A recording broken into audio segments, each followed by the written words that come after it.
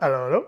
Steve, Canadian Sasquatch, coming at you with a Thirsty Thursday mead review once again. Yes, sirree, Bob. So, before we get into that, as always, go down, check out the link to the CSB store, mead methodologies, my shirt, a bunch of other mead making paraphernalia, various other people's books that I recommend you read if you need more knowledge. So, link down below for all that. And then let's just jump right into it. So it's another one of my own. We're still going through my collection, if you will. Again, though, it's already in a glass because I just bottled this puppy. That's right, another one that's been sitting around in a carboy for a while. So again, bottled it into nice little 187 ml bottles, because it was a 1 gallon batch, and a 1 gallon batch gets you 20 bottles. So you have a bunch to keep around. So this is the Mesquite Traditional that I did back in 2015. I actually have my notes. I have notes on this one. So February 1st, I made this. Mesquite Traditional. I used 20 pounds and 12 ounces initially on it. It was a 4.5 gallon batch, 5 gallon batch. My notes aren't that good though. I think it was a 5 gallon batch. And what I did was I racked 1 gallon into a 1 gallon jug. And then the rest of it I turned into my prickly pear melomel. For you longtime viewers, you'll know that my prickly pear melomel didn't survive. It started to re-ferment in the bottles and ended up popping corks and all that nonsense. So it tasted really good. It just was bottled in the wrong bottles because I didn't stabilize it. I didn't think I needed to. But yeah, there we are. I don't have any more of that left, but it was tasty. This is the base mead for that, and it's been sitting in the carboy this whole time, so it should be done. I didn't stabilize it, but 187 ml champagne bottles. So yeah, put them in these little guys, and then you crown cap them, and they're good for carbonation should that happen. Oh, that's a mess. Try some more light.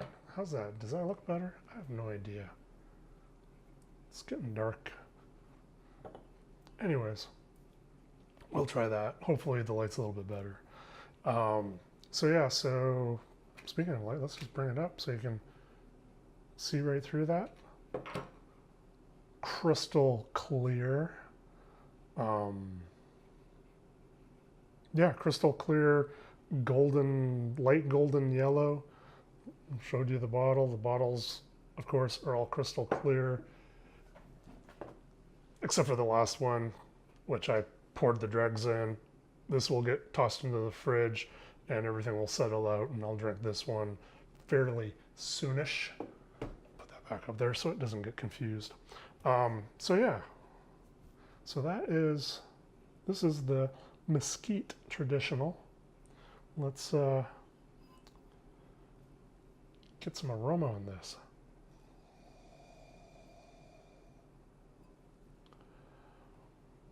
So I get like a green aroma, like a green wood, like you cut a branch off of a tree and you get that like green smell. So yeah, I'm smelling colors.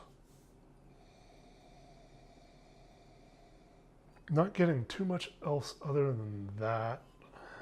It has been sitting out for about an hour in the glass, so room temperature.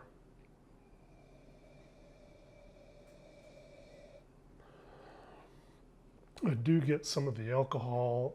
This is probably around 13, 14, 15%. A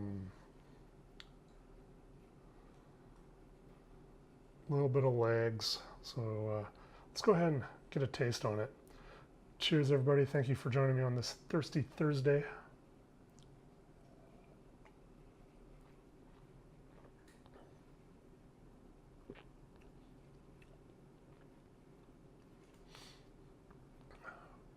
So it's quite thin, like not quite water thin, but very close to water thin. Very dry. I probably should have back sweetened it, but I just wanted to get it into bottles, and I didn't have any mesquite honey left to back sweeten with. So it's in bottles, it's dry. I do get fusels coming off of it. I did use Lavlin's D254 as the yeast on this.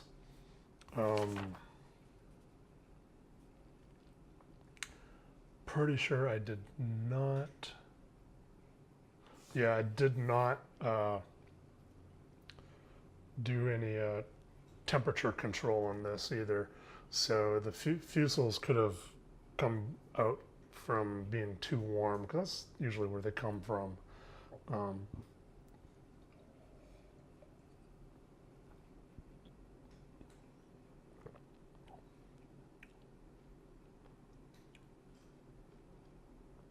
It's a little bitey on the tongue, not carbonated, just like a, not quite astringent. I don't know how to explain that one. I've not had that before.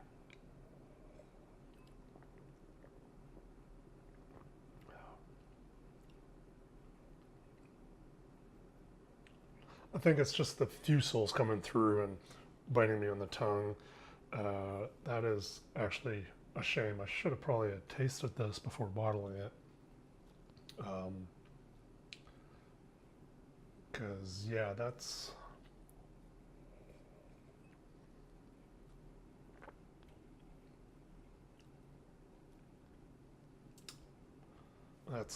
thumbs down. It's not very good, actually. So, but the prickly pear version of it was really good. So the extra sugars from the prickly pears, and I believe I did back sweeten those as well a little bit. No, I did not back sweeten them.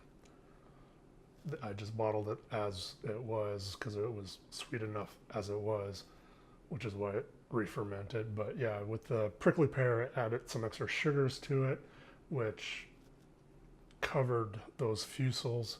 So yeah, that's a sad mead, unfortunately, but it happens. This was, like I said, February 2015, so it was just a couple of years after I was starting making them, so no temperature control. If I was to do this again, I would definitely use temperature control on it. I'd use the same yeast and everything, just keep that temperature down on the very low side, keep the yeast very happy. But yeah, that's